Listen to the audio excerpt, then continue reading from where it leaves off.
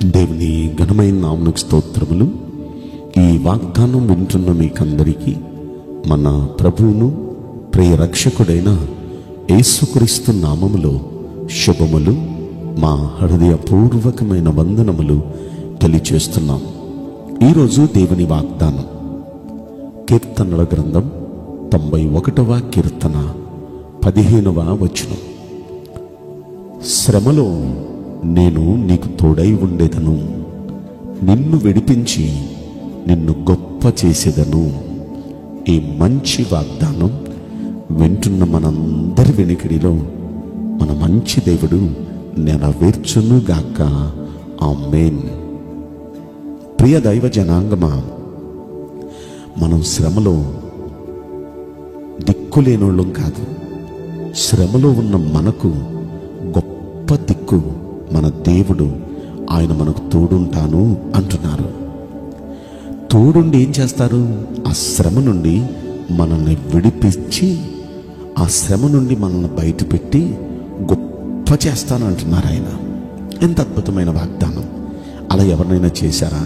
ఎవరినైనా ఏంటి? బైబిల్ గ్రంథం నిండా అలాంటి సాక్ష్యాలే.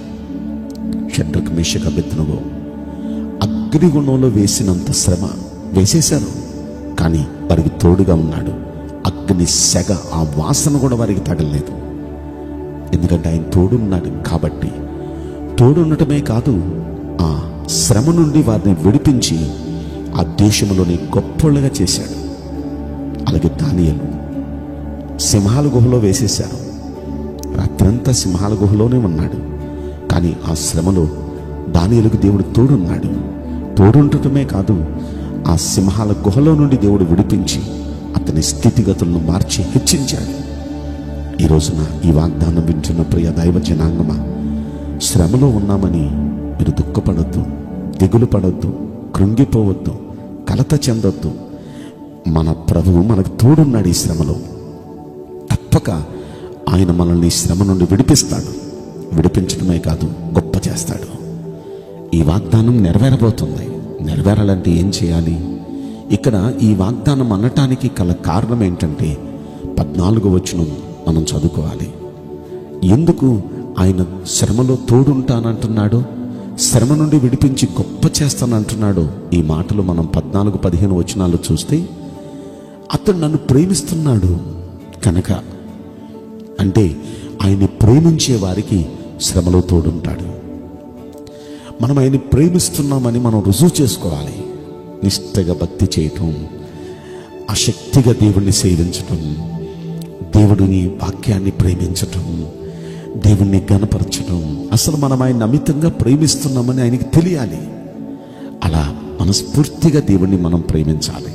అలా ప్రేమించే వారికి ఆయన తోడుగా ఉంటాడు.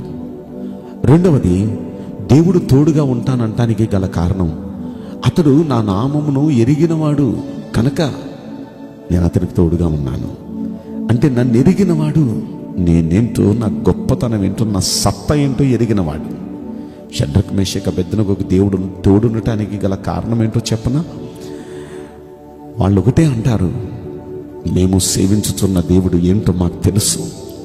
ఈ మండుచున్న వేడిమి గల అగ్ని కుండము నుండి మమ్మల్ని విడిపించి రక్షించే సమర్థుడైన.